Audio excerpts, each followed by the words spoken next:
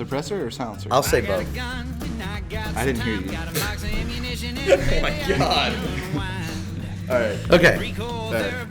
Like I said, take one. I'm gonna take it on down to Nashville Armory. Hey, Sean. I can't hear you. What? What?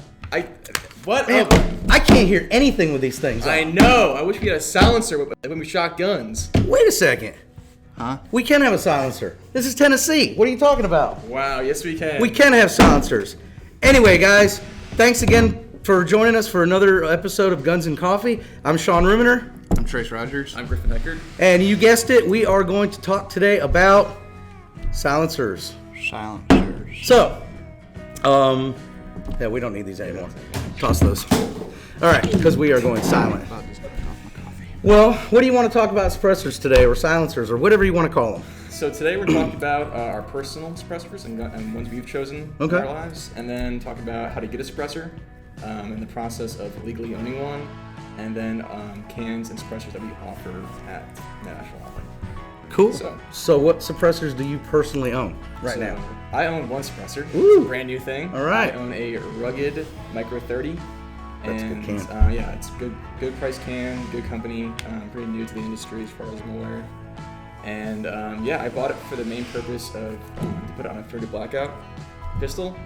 And this pistol build is a setup for night vision shooting and in the dark. So I want no flash, I want it to be quiet, and that was the main purpose of it. But I chose that brand because of its price point and of the great customer service, as well as the reliability I've heard from other. Not only that, about the rugged suppressors, I mean, I like them personally because of the material they make them out of. Mm-hmm. They're, hence the name rugged.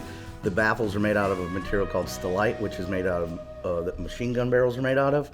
You know, they just offer a lot of good ruggedness, like the name says. So, cool, man. So what kind of suppressors do you have? I've got a SRD 556 QD. It's made by SIG. Been looking at another one here pretty soon. What are you looking at? The Radiant by Rugged, actually. Oh, I love that can. Same company. I'm looking for something that's going to be lightweight to where I can still put it on like a deer rifle and not be too heavy on the actual gun, and then still something that's going to be able to run through like an AR, like 300 blackout. Yeah. So, I like that suppressor because originally I wanted to buy my next one, even though I already have a 30 cal. I wanted to buy this one here, but when that titanium one came out, oh yeah. I mean, it's grade 10 titanium with stellite baffles. I mean, I'm not huge into light suppressors, but I like that one because of its strength, you know. I mean, I know that I could really run it on probably a 308, you know, AR or something, and I know I'm not going to hurt it because of its strength, you know. Yeah. Now, I mean, I'm kind of old school because I've been doing this for a while, so I have more than just one suppressor. Very true. But I've got some older suppressors that I think the companies still make. Some they do, some they don't. I've got a Yankee Hill Phantom 30 cal, which I run it on 300 Win Mag and 308. I mean, I like it. It's been a great suppressor for years. I've got a AAC Evolution 9, I believe is what it is. Yeah, I don't think they make that anymore, but run that on basically a suppressed high power Glock 17, something like that. And then I've got a Cobra, Yankee Hill Cobra 45, which I believe they still make, but mine's the older model. I run that on several different things, like a Glock 21. The coolest thing I put it on is I've got a 44 Magnum Ruger 77-44 bolt action gun, and I load subsonic 44s for it, and it's super quiet. Sounds Absolutely quiet. And then I've got a couple 22 cans, symmetrically suppressed stuff and stuff like that. But a lot of my stuff is, at least probably, I think the last time I bought a suppressor was probably about 13, 14 years ago. So you can imagine that the wait times back then were a lot less than they are now. Yeah. You use your 22 can the most? Yeah. I mean, the 22 can, I think you get the most use out of because, everybody wants to shoot little critters around their house if they need to. You got squirrels getting in your attic or whatever. Or maybe you like squirrels. I don't know, but I don't like them in my attic. But the 22 is probably the quietest, using subsonic ammo. So I think you get the most use out of it. But I probably second use my 30 cal more than anything, because when I go and shoot a lot of long range and stuff, I will put it on mainly a 300 Win Mag just to keep the gun from bouncing, and I'm not even really doing it for suppression more than anything. I'm just doing it because that 300 Win Mag with that muzzle brake on it is super, super loud. So, but anyway, that's some of the stuff. There's a lot better technology than there was 15 years ago, obviously, with different materials like what Rugged's doing, and, Dead Air is another brand that we're starting to carry, and this 45 can is definitely on my radar because, really excited about just like the Ruggeds, it does come down. You can break them in half, you can make them shorter, or keep them, at full length. But the cool thing about this, Ghost 45 that really piqued my interest was, I'm kind of like I said, old school, so I remember white cans. That's what I said, don't they use a white? Yeah, so this is got a basic rubber or neoprene wipe that's inside of it right here, and you can take it out or leave it in. What the wipe does for you basically is really wipes the bullet as it comes through, keeps all the gas and the sound inside the suppressor, so it truly is the most quiet suppressor out there. It does hurt your accuracy a little bit, obviously. I was about to say, does that do anything to the bullet? Yeah, it's going to deviate it a little bit, but and you will wear these wipes out, but the cool thing about it is now that we're a Type 7 here, Dead Air said they're going to start sending us the wipes to install them, so if you had one of these things out there and you needed a new one, it's like $10. You bring your old wipe in here with your suppressor, we change it out, and you're on your way. But anyway, like I said, there's some new technology, and it's got me kind of excited to maybe start jumping back into the NFA thing and buying some more. So, awesome. Well, speaking of NFA and the ATF, we're going to get into some of the common misconceptions about suppressors and the process, which really isn't that hard, and people think it is. It's not. And Misconceptions. So the first one being that they are legal. You can purchase them in Tennessee. In about 37 states now, I think is what it is. It's not a hard process, and it's essentially a form, and then you wait. It's a paper formality. There is a tax that has to be paid on it, where most people know, but some people don't. There's a $200 tax on it that's been that way ever since the beginning of the NFA on every type of Class 3 item, whether it be a short-barreled shotgun, rifle, machine gun, or suppressor, or AOWs are $5. But the whole paperwork and the way of doing the forms and everything has really come a long way. Silencer Shop is one of the companies that we use now with a electronic kiosk where we do your fingerprints electronically and everything. They have pretty much paved the way to making the paperwork super, super easy for customers and whatnot. They streamlined it great, and hats off to those guys because they're awesome. Smart dudes. So everything now is got. We are in almost going into 2020. Finally, we've reached the electronic age, I guess. Finally.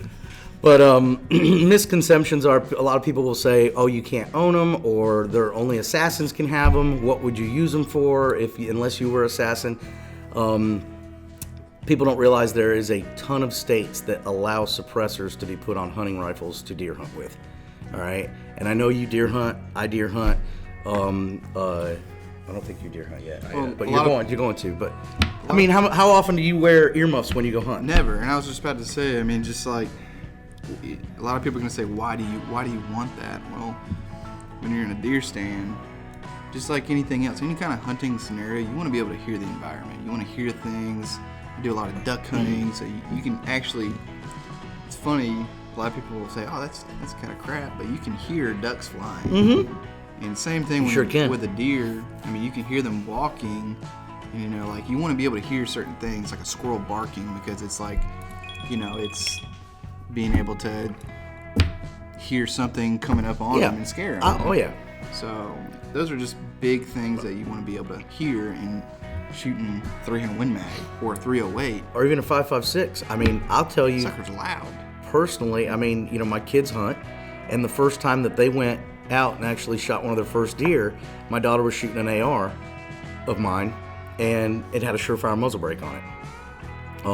I didn't have a suppressor on it, and I only had one hand because I was holding the shooting bag for her to rest the gun on with one hand, and I knew she was getting ready to shoot, and I was kind of like, Yeah. well, I can tell you from that shot, this ear, I get continuous ringing in, Yeah. you know? So from that point on, I pretty much make my kids hunt with a suppressor now, because I don't want them at a young age to have hearing damage like stupid me got, you know? Yeah. But, so I mean, like I said, a lot of hunters use them. They're not used by I'm not saying they're not used by assassins, they are, and people in the military and whatnot, but in the civilian world, it's more, we're protecting our hearing, and that's what we use them for. Exactly. And You like know? that for sure translates to like just like you know, non-hunting and like in range time too. Because I mean, like in an indoor range, it's very concussive, very loud. Oh, yeah. Having a shorter rifle or pistol can, you know, throw some muzzle flash and make it super loud. Having a can or suppressor definitely makes the shooting experience way more enjoyable. Can, you know, save your hearing in the long run, and like. And even for a lot of times for new shooters, that was another yeah. thing, because like when I taught my daughters how to shoot, they actually shot a .22 pistol for the first time in their life with a suppressor.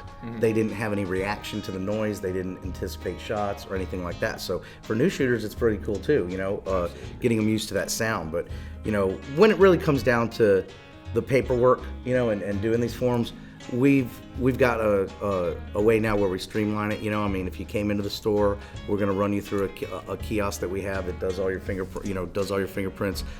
Silencer Shop is gonna do all your paperwork. You'll get a couple emails back and forth where you'll have to DocuSign them. You know, tax will have to be paid online. It's super easy nowadays.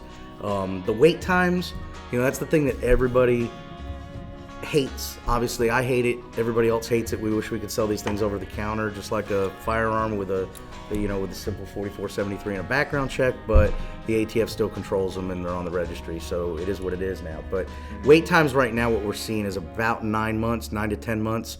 That seems like a long time, and it is a long time. It's probably the shortest time though that it's been in probably a couple years. Must be. Yeah. You know, jokingly, what I will tell people is, you know, if you're having a baby, you wait 9 months for a bundle of joy. You can wait 9 months for a bundle of joy here, right? It's kind of Exactly. you know. So Like that. ta-da. Yeah. Perfect. So those are kind of the misconceptions. You know, you can legally own these things. You can hunt with them.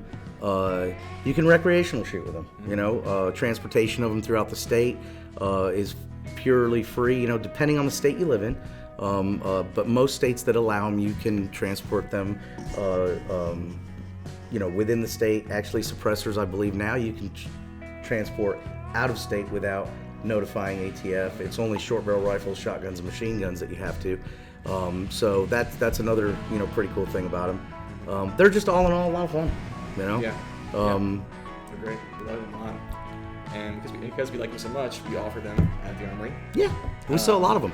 Like Rugged and Dead Air. Yeah, these are two of the newest brands that we sell. Like I said earlier, you know, some of the newer suppressors on the market, good quality stuff, both made very strong out of good materials and whatnot. We're excited about those two brands right now because they seem to be some of the hottest. But we do carry several other brands, you know, Silencer Co., Surefire, Q, PTP, you know, a lot of different brands. And if there's something that we don't carry, we can definitely order it and get it in here. Yeah. What is that? It's from Trayce, man. Oh, Did you, dude? But anyway, you know, I hope that this video, I know some people requested a video like this of you know, talking about suppressors and what it took to get one. I hope this kind of debunks some of the myths and makes people a little bit easier on, you know, knowing what it takes to own one. Yeah, and like if you're ever confused, just come in and talk to us. We're more than happy to explain it to you and walk you through the process. Yeah, we like talking suppressor. We like talking machine gun too. But machine guns too. That's a little hard to get. And it's not hard to get. It's It's harder to just get. it's just a lot more money. Yeah. You know, it's the same process. It's just a lot more money. That's very true. Well, thanks guys for joining us again for another episode of Guns and Coffee. Hope you enjoyed it like we enjoyed it. Till next time, this is signing off. This is Sean Rumener. Trayce Rogers. And Griffin Heckert. And catch us on social media. And thanks for watching. 615-730-8054, baby, here we go.